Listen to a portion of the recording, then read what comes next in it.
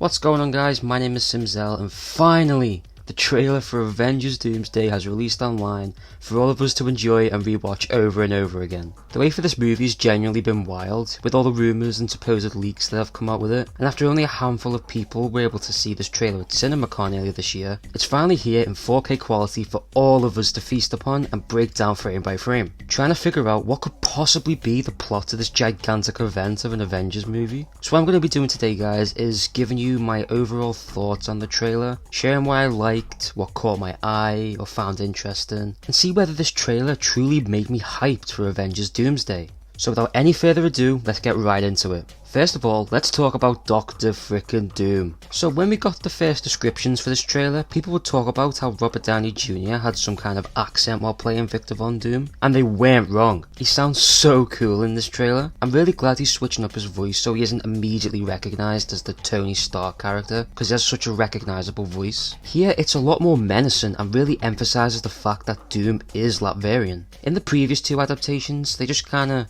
forgot this aspect of Doom's character and they just made him American. But here, Downey's actually leaning into the fact that no, Victor Von Doom is Latvian and he should have an Eastern European accent. So he sounds great, but god damn, he looks so cool. Dr. Doom has such a simplistic yet iconic costume design, with his green cloak and hood, with his haunting metal mask. It's pretty hard to mess up this design. Yeah, we don't really talk about this one much, to be honest. So when it came to this film, his look became a real topic of fascination over whether they'll do it justice. Because considering that Robert Downey Jr. is playing the role, everyone was a bit skeptical that they'd just capitalise on this and have Doom maskless for the majority of the film. But thank God that isn't true, because in every little piece we've gotten of Doom, whether it's in snippets of the trailer or in the artworks, Doom has that mask on at all times. And I hope that they commit to this idea throughout the entirety of the movie. Because having a villain who is powerful enough to absolutely destroy and demolish the heroes, with their identity completely ambiguous, just instantly makes them more intimidating and threatening. It's a really good way to top the levels of fear-mongering that Thanos was able to generate in Infinity War and Endgame. And people often question whether Downey will be able to do Dr. Doom justice in these two films, and personally I believe he will. There must have been a reason why the Russo brothers and Kevin Feige casted him in this role, beyond the fact that having the face of Iron Man return as the next big bad would easily generate a ton of intrigue. I have to believe that Downey must be bringing something original and interesting to Doom that no other actor can. I mean, at least that's what they keep telling us in all these interviews. Do I think Dr. Doom will live up to Thanos? I mean, maybe. It's an extremely high bar for sure, but I wouldn't say it's impossible. You have to remember that these are the same guys who directed Infinity War and Endgame. They made Thanos as interesting as he was in those films, and now they're tackling Dr. Doom. So just have to trust their vision and their take on the character. And speaking of Doom, we hear him talking about how something is coming, something that they may not be able to stop, and that by the end of the day they'll be faced with an unthinkable decision. Now there's been a few theories about what this could be, and what Dr. Doom's role in the film will be. There's been theories that Dr. Doom may be actually working alongside the heroes of the film to try and prevent the incoming incursions. Perhaps Dr. Doom has lost his world to an incursion already, so he's gone to these other worlds to try and quote-unquote save them, only for it to be revealed later on that he was just using the heroes so he could create Battle World as a way to save the multiverse entirely. Because I do think we're dealing with something similar to Infinity War, in where the villain of the film doesn't believe themselves to be the bad guy. They're just doing what needs to be done to save the universe, or in this case, the multiverse.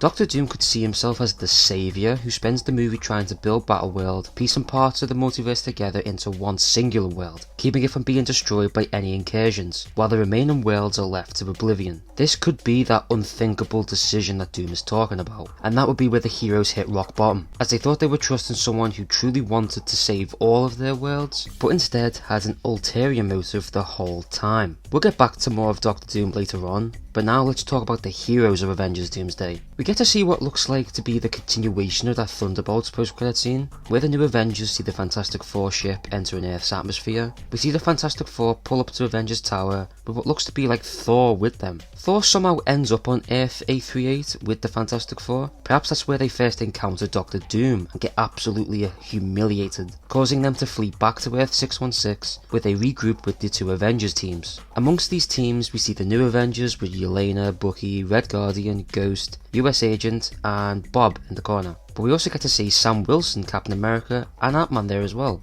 I have to say, as much as I'm loving how Doomsday is shaken up, I am a little worried with how little screen time my boy Sam Wilson's gonna get. I mean, come on, this dude is literally Captain America. He has the shield, but most of the scenes we get of him, he's either stood off to the side, or he's not taking any authoritative action, like a Captain America should. He'd just be looking how he would when he was just Falcon, a sidekick. Which is such a shame, man. In a perfect world, this multiverse saga would have had more than just one Sam Wilson Cap movie, and we let him be the leader of an Avengers team, before we bring back Steve Rogers and all these multiverse threats, because I'm afraid that he's going to be completely overlooked in this movie. And if the rumours are true, in which after Secret Wars, Marvel's going to completely reboot the MCU as a factory reset for all of their characters, it ain't looking like Sam's sticking around as Captain America. They're going to be bringing back Steve Rogers. I don't know, man, I just hope they give my boy some good action sequences and moments where he can actually be Captain America in an Avengers movie. Ant-Man's back too. He's wearing his suit that he has in Ant-Man and the Wasp. They got rid of that over-designed piece of crap that was the Quantumania suit, thankfully.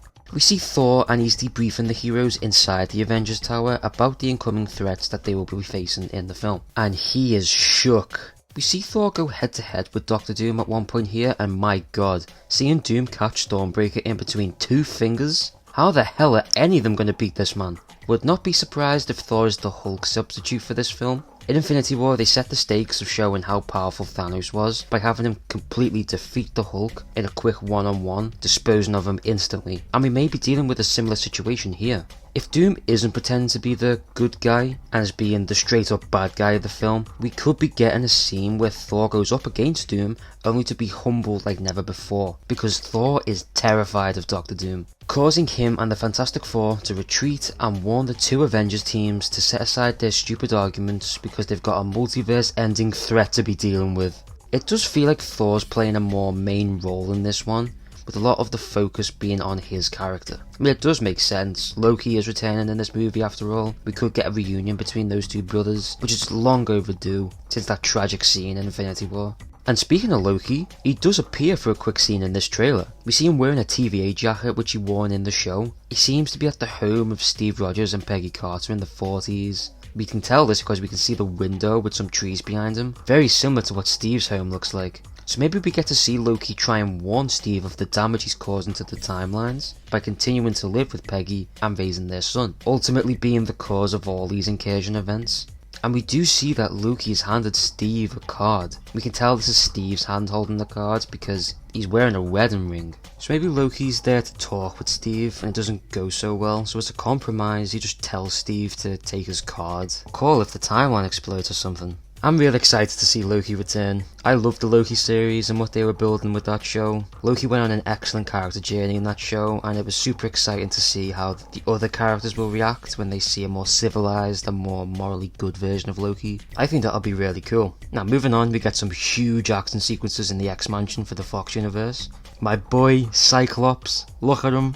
Isn't he glorious? Finally, getting James Marsden's Cyclops in his classic blue and yellow costume, embracing the colourful spandex, and it works super well. Why couldn't they have done this back in the 2000s? I really hope we get to see Cyclops get a redemption arc in this film, because my boy really deserves it. He got done so dirty in those early Fox movies, to the point where people forgot that he was the leader of the X-Men team. He's a super cool character, and James Marsden is top tier casting for Scott Summers in my opinion, so I'm really stoked he's getting a second chance. Professor X and Magneto get a couple of scenes together here, and it's so good to have them back once again as these beloved characters. I really hope that Marvel doesn't just bring them back to kill them in the opening scene. That would suck. I hope they get to have a big role in the story, since they are the important characters of the X-Men. And seeing Patrick Stewart and Ian McKellen interact with members of the Avengers would be so surreal to see, and I hope it happens. We get to see Gambit and Shang Chi go head to head in an epic fight scene. Man, you can just tell that these sequences are going to have sauce. I really like the Shang Chi movie, and it's a shame we're yet to get a sequel. Hopefully he will after Secret Wars. But one of the best parts of that movie was of course the action. The fights, the choreography, the way the camera was used, all of it was just top notch to me. And the way Channing Tatum's Gambit was throwing around explosive cards with his kinetic energy in Deadpool and Wolverine was a highlight of that film. So to have both of these characters going head to head, that's why these Avengers movies are so beloved, man. Is to see all these characters that you wouldn't imagine interacting, sharing the screen together, and even getting into some really creative and visually interesting fight scenes. And speaking of fight scenes, we get to see Yelena go up against Mystique. This will be a really interesting fight. Mystique is able to shapeshift into Yelena and fight her. Mystique's design here does look alright. It's not awful by any means, but compared to the other X-Men outfits in the film, it's probably the worst out of the bunch. It's really cool to see Rebecca Romijn come back to this character after like 20 years. I'm really interested to see how and why the X-Men and the Avengers are fighting, and why is it in the X-Mansion? It seems like the heroes will be broken off into two factions. The ones that go to Earth 1005 and fight the X-Men, those are Yelena, Captain America, Shang Chi, Reed Richards, and probably Ant-Man. And then there are ones who go to Wakanda and meet Shuri and M'Baku. There's Sue Storm, The Thing, Bucky, Ghost, Johnny Storm, Falcon, and US Agent.